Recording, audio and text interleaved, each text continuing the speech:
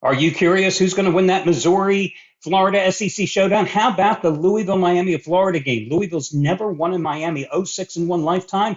Well, I've got your answers. Hi, everyone. Al DeMarco here, General Manager, DeMarcosports.com. Like you couldn't tell, that's where I'm from. Hey, I've got those two games plus a couple of other complimentary plays for this Saturday college football card coming up. But first, listen.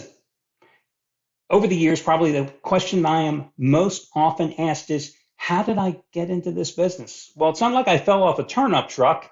I mean, I had to bust my ass to get here over the last 20, 25 years. Hell, I created these websites 22 years ago. But listen, here's the quick story, and I think you'll find it amusing, especially parts of it. The bottom line is this, I began my career as a sports journalist, right? Spent 8, 9 years as a reporter, eventually become managing editor of a sports wire service. In that time, covered all the sports, also became their national boxing editor and writer as well. There wasn't a major fight in the 80s that I didn't cover too.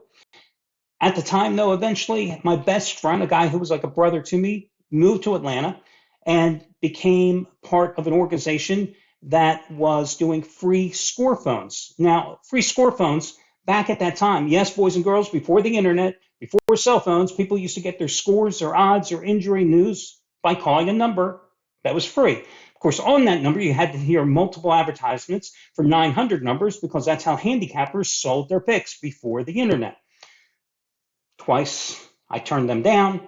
The third time, I was on the verge of getting married a couple months later, and I thought, oh, okay, I'll take that whopping $28,000 offer, because that was a lot of money back then. It was more than I was making plus a bonus. And I took the job and left because they gave me the opportunity to be the publisher of a brand new sports magazine that they were going to diversify into.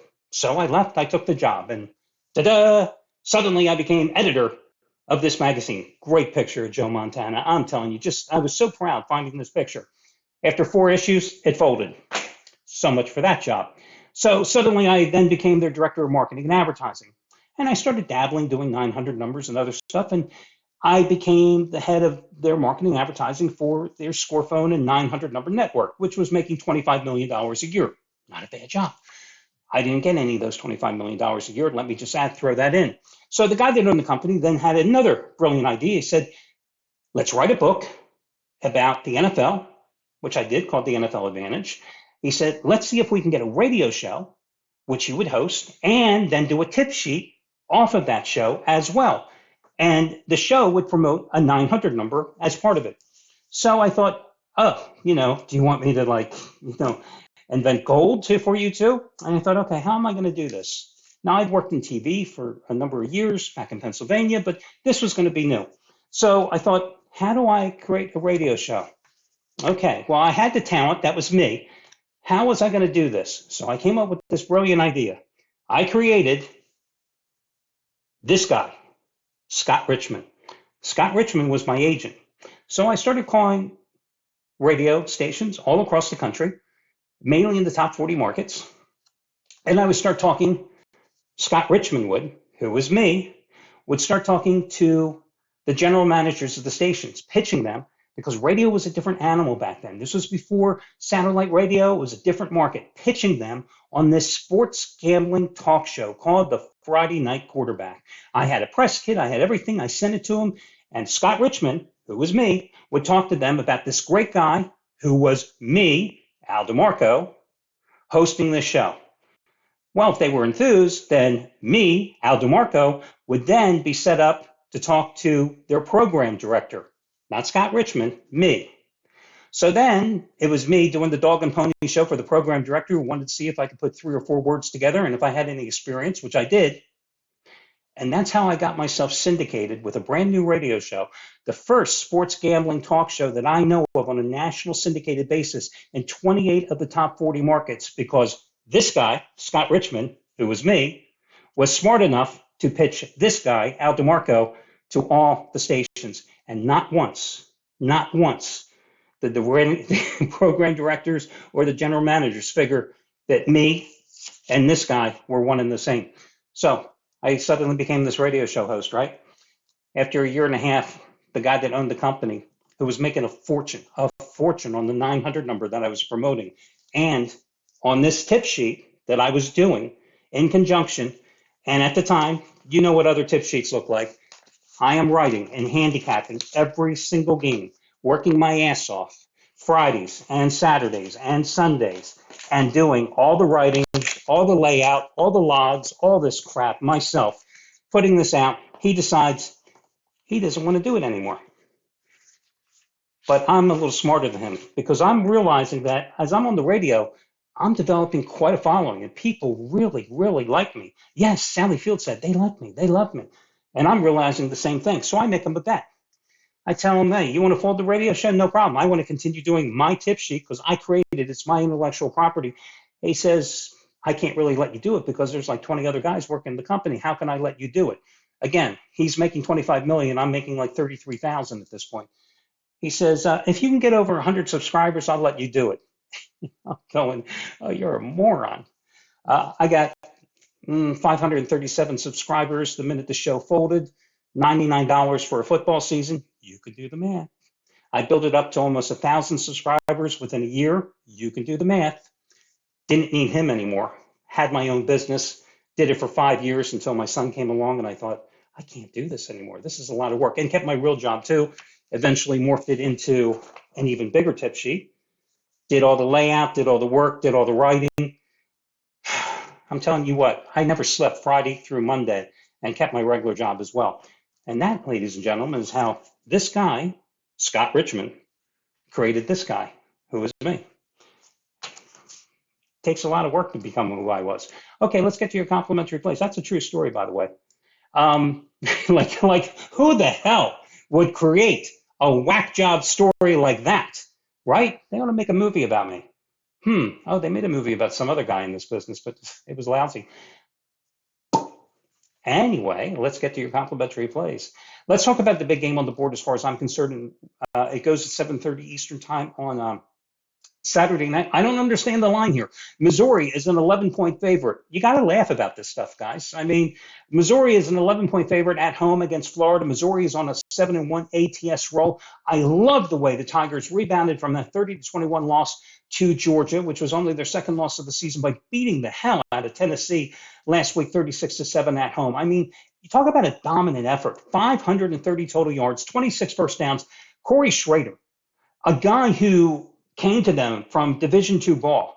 He is now the SEC's leading rusher, 321 total yards in offense, 205 rushing, 5 receptions, 116 yards as well in that game. Florida's lost 3 in a row, coming off that 52-35 loss to LSU. Before that, upset at home, 39-36 by Arkansas, a team that's just sucked all season. Before that, 43-20 loss to Georgia. The Gators are 1-4 outside of Gainesville, and I think the only win, which, what was that, 41-39 rally at South Carolina when they won in the game's final minutes. I've got to go with Mizzou here and lay the points. This is a team that scored 30 or more points in 8 of 9 games, only giving up a little over 22 at home. So I am on Mizzou. What the hell happened to Oklahoma State last week? I mean, there are teams that have letdowns after big games. And in another category, there's Oklahoma State. 5 straight wins coming in to that game at Central Florida last week. And they played like Mickey Mouse. That's all I can tell you. I mean, that was just just awful. People will say, okay, you have letdowns after playing Bedlam, pulling the upset of Oklahoma. But that was more than a letdown. That was just, that was a debacle. 45-3 loss to Central Florida. UCF had 592 total yards. Their running back, R.J. Harvey, had 206.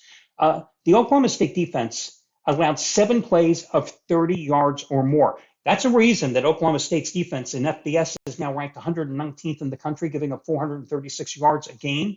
Alan Bowman, the quarterback, who had played so well once Mike Gundy finally settled into the quarterback, had his worst game of the season with 3 interceptions. Ollie Gordon, who had been unstoppable. You figured he was going to have a big game against a UCF defense, which is just pathetic against the run.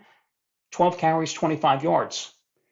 So Oklahoma State, believe it or not, still is pretty much in control of its own destiny to get to the Big 12 title game because of some bizarre rules in the Big 12. Obviously, they need to win out. I'm willing to back them here minus the 6.5 points, and naturally I'm buying down the half point on the Cowboys here at Houston. Because Houston is no good. I mean, my God, Houston just lost to Cincinnati last week, a Cincinnati team that had lost 7 straight games coming into that contest. The Houston defense allows 31 points a game. That's the second worst figure in the Big 12. The Houston run defense gives up almost 165 yards a game and 21 TDs on the year. You lose at home to Cincinnati 24-14. You ought to be able to lose to Oklahoma State. And if Mike Gundy can't get his team up for this game, shame on you. So I'm going to go with Oklahoma State in that one. On the earlier card, Liberty, undefeated, 10-0, 8-2 against the spread. They've won 4 straight in their series against UMass. Yeah, I know they're a 27.5-point favorite, but you give me any reason why to back UMass in this game? You know what would be great? If Liberty and James Madison both run the table and go undefeated and they play each other in a bowl game. Wouldn't that be phenomenal? Just a thought. Anyway, listen, Liberty has scored 42 or more points in the last 4 games. UMass is coming off a 31-21 win at home against Merrimack. I didn't even know Merrimack had a team. I don't even know where Merrimack is located, nor do I give a damn where Merrimack is located, to be perfectly frank with you. Before that, they beat Army the week prior, 21-14. But let's go to the games before those two. They lost 63-0 at Penn State, 41-24 at home to Toledo, 52-28 at home to Arkansas State, 31-24 at home to New Mexico, a New Mexico team that's 3-7 in the season. The reason I point out those 4 games, they gave up 31, 52, 41, and 63 points before playing Army and Merrimack. That Liberty team might put 48 on the board by the end of the first half, and that's why I have no qualms with laying the big number with them. Now, let's get to the Louisville, Miami of Florida game. Louisville has not performed well on the road. In true road games this season, you know what's happened. They struggled to beat NC State. I think the final there was 13-10, and they lost at Pitt. But I always put a little asterisk next to that Pitt game because they were coming off the upset of Notre Dame the week prior.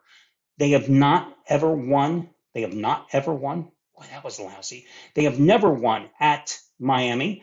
0-6-1 lifetime. The tie was back in 1950, but I'll tell you what.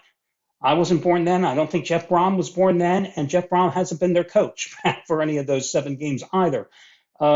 This is a damn good Louisville team. And Miami, as you saw last week, they couldn't get the job done at Florida State. Yeah, it was a competitive game, but what really surprised me there is that Cristobal changed quarterbacks, went with Emory Williams, who did not play well. But, of course, it's not going to matter because he broke his arm late in the game. And now they got to go back to Tyler Van Dyke. They, of course, had to turn to Tyler Van Dyke late in that game against Florida State when they were trying to get one game-tying drive. And what did he do? 2 for 7, another interception. That's 11 picks in his last 5 games. Now you're going, hey, Tyler, you weren't good enough to win for us last week in Tallahassee. That's why we didn't start you. But now, do us a favor. Start for us today and try to beat Louisville. Yeah. Not exactly a vote of confidence for Tyler Van Dyke. I know Miami only has 1 loss at home, but it was the brain freeze game against Georgia Tech. You got a Louisville defense that's 17th in the nation overall, 16th in scoring defense, giving up 17.1 points a game, and number 4 in red zone defense. It's a virtual pick'em game. I'm going to go with Louisville in this contest. And your final game is going to be Coastal Carolina, -4.5 at noon against Army. And I realize that for Coastal, this is a big look-ahead game, or a trap game, a sandwich game, if you call it, because they have a big game coming up next week in conference. But I still like Coastal here, even though they obviously aren't going to be able to concentrate and prepare for Army's triple option. But listen, Army had lost 4 straight games prior to going to Air Force and pulling that shocking upset a couple weeks ago, 23-3. Then they come back home and they beat Holy Cross 17-14. I mean, this is not a good Army team. Even when you throw into the mix that win against Air Force, this is an Army offense that's averaging 10.8 points a game the last 5. And this line is so small. Coastal has won 5 straight games. They're 8-2 against the spread this season. I am more than willing to buy down the half point and take Coastal -4 in this spot. So let's run them down how I like them. Missouri, clear-cut number 1. Clear-cut number 1 in this spot. Number 2, oh, God, Oklahoma State. Yeah, you know why I'm saying that, right? Number 2 would be Oklahoma State. Number three, it would be a tie. This tier would be a tie. Coastal Carolina and Liberty. Coastal Carolina and Liberty. And number four would be Louisville. So repeating that, again, it's going to be Missouri, tier number one, Oklahoma State, tier number two, Liberty and Coastal Carolina, oh boy, tier number three, and then you would take Louisville down there in the next tier. So that'll do it for Saturday. I wish you well, guys, and talk to you again for your Sunday NFL video report. Good luck, everybody.